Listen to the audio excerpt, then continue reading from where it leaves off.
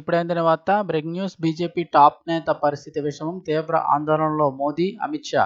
వివరాలు తెలుసుకునే ముందు వీడియో పూర్తిగా చూడండి, అప్పుడే కంప్లీట్ ఇన్ఫర్మేషన్ అయితే అర్థమవుతుంది.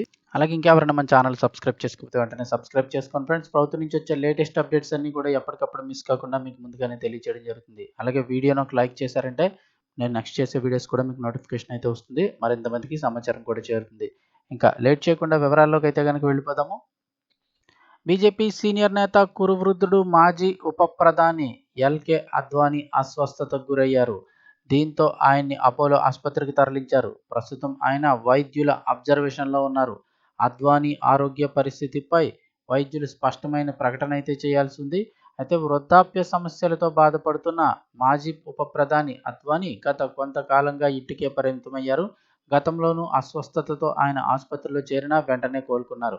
ఇదిలా ఉంటే క్రియాశీలక రాజకీయాలకు దూరమయ్యాక అద్వానీ మీడియా ముందు కనిపించడం అరుదుగా మారింది. రామ మందిర ప్రారంభానికి ఆహ్వానం అందినప్పటికీ వయసు రీత్యా ఇబ్బందులతో ఆయన హాజరు కాలేకపోయారు.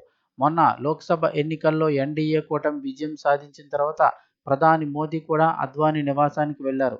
వరుసగా మూడోసారి ప్రధానిగా బాధ్యతలు చేపట్టడానికి ముందు మోడీ అద్వానీ ఆశీస్సులు అయితే తీసుకున్నారు.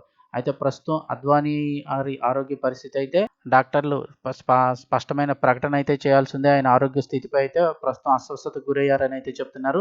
అపోలో ఆసుపత్రిలో ఆయన అయితే కనుక ఆయనకు వైద్య సేవలు అయితే అందిస్తున్నారు.